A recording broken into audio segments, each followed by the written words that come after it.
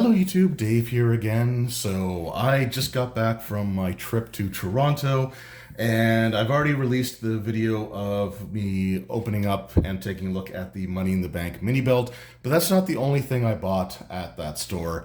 I also bought this Undisputed WWE Universal Championship.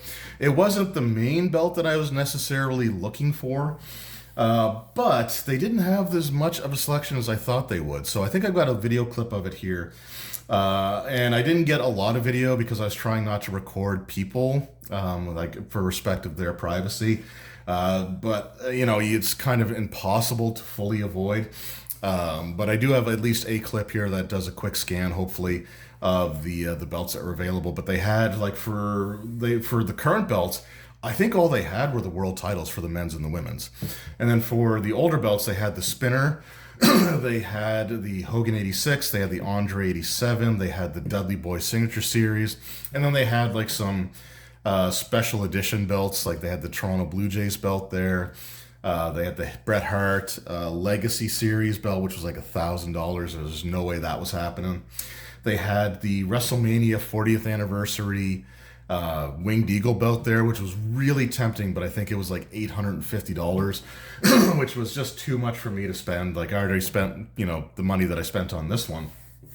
And then they had like the 25th anniversary SmackDown spinner. They might have had the, I keep hitting the camera stand there. I think they also had the Big Eagle WrestleMania belt, but I'm not 100% on that one. But anyway, this is the one that I went with. I have the World Heavyweight Championship in mini belt form. That's all I care for as far as that design is concerned. But I did want a belt, and I really started to like this new version of the big logo belt. Of all the big logos that are out there, the 2013 is probably still my overall favorite, but this one I've actually come to really like as well. So let's take a look at the Undisputed WWE Universal Championship replica belt. Now, I had this sitting on the bed behind me, and my puppy ended up like accidentally knocking it onto the floor. So he did put a little scratch on the center plate here and a little scratch on one of the gems there. But honestly, it's not the end of the world. It's my puppy's contribution to my championship cummerbund collection, I guess. But yeah, let's take a look at the belt itself. So we're gonna start with the strap here, and the strap is unbelievably good. It's got to be one of the best simulated leather straps that has been on one of these WWE replica belts. The Winged Eagle ones are fantastic as well, but I think this one might be even a little bit better than that.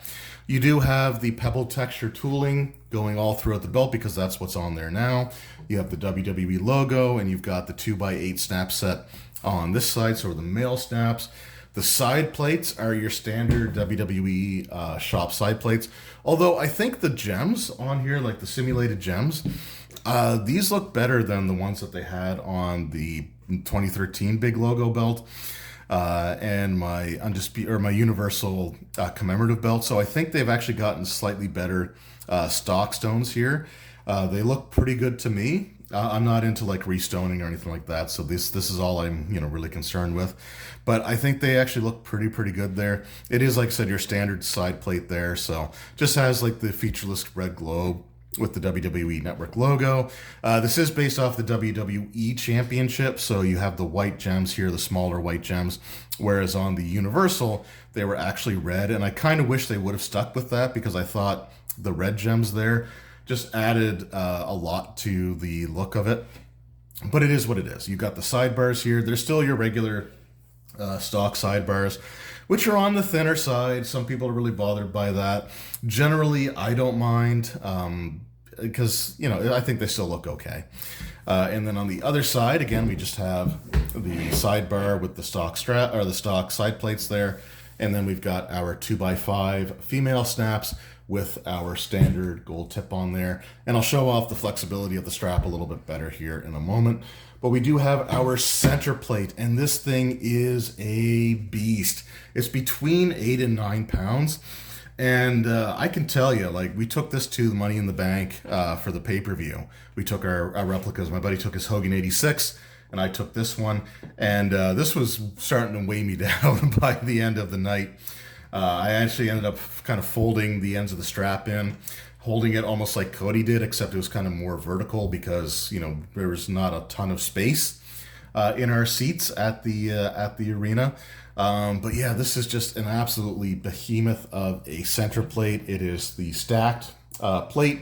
It is closer, if not like the same thickness as the actual belt on TV. So we finally have you can see these first two steps here on the outer edge. That's used to be as thick as the plates were on these logo belts. So they were about half the thickness. I've seen videos of people taking commemorative plates and using them to stack on top of the metal plates to make them look thicker.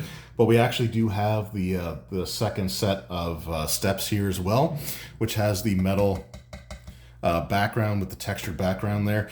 And this is a version 2, I can tell, because originally the first set of like the 2 steps that you can see here, that was just its own separate plate, and it was attached to this base plate, but you could see the seam going around it. But this one here, it's all integrated, it's all one piece. And then we got the Undisputed Champion banner there. We do have the red swoosh with sort of like the translucent gel in there. You do have the stones going around. And then you got the WWE logo with the really dark stones here. People say that they're black. I don't think they are. I've seen a video of somebody shining like a really strong light on them, and they look like they were like a really, really, really deep red. And sometimes, like some of the ways that I've looked at this one, it almost looks like it's a really, really, really deep blue. I don't know if that's actually the case or not. So if any of you have this replica, if you've been able to determine if the stones are just black or if they are like a really, really, really deep red or whatever, let me know that. But I actually really like the dark stones on the plate. It just adds a little bit more contrast, which I think is a good thing. I'm always a big fan of like contrast and having stuff stick out. But then you've got like the metal background here, and it can catch the light in really great ways. It just really makes the whole thing pop. And I think they did a really, really good job with this replica. I think it's a fantastic belt. Now, flipping it over, you can see that the screws are covered. And we have this really soft feeling backing here, which is similar to the backing on the Hogan 86, similar to the backing on the original version 1 of the Winged Eagles there. But again, we want to talk about like the flexibility of the simulated leather strap. So I know this is the side with the tip, but like it actually like folds over and stays down. Like there are belts that I have with the gold tip where it like stands up, but this one will actually kind of flop over, and I haven't really done much to break this in.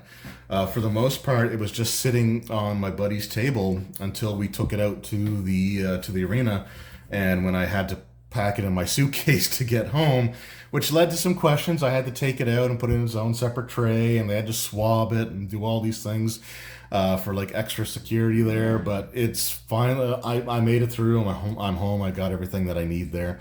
The only screws that are exposed are the ones for the side plates if you want to change them. I don't have any side plates. I was hoping to get like Money in the Bank side plates, but they didn't have any like side plates at all at the arena or at their store that they had opened up. So it's fine. But yeah, we've got this is just a really awesome replica. And like I said, the design, it's not for everybody, but I've really grown to love this like yellow, all gold version of their WWE Championship. I think it's an absolutely beautiful belt, and it is a welcome addition to my replica collection. The strap is amazing on this thing. Like genuinely the best strap I think I've had on any of my replicas, and I really feel like the reviews that I've seen of this belt don't like say that enough. But this is something that even if I were to re-leather some of my belts, I don't think I would bother with this one because it's so good. Anyway, that's my look at the Undisputed Universal Championship replica that I bought as part of Money in the Bank weekend. Let me know in the comments below, do you own this replica? What are your thoughts on it? Do you own the other original big network logo belts like the World Heavyweight and the Universal Championship? Let me know like which is your favorite of the big logo belts. I said mine's still the 2013, but this is a very close second now. Anyway, thank you so very much for your time. I genuinely appreciate it. I will see you all next time. Until then, take care.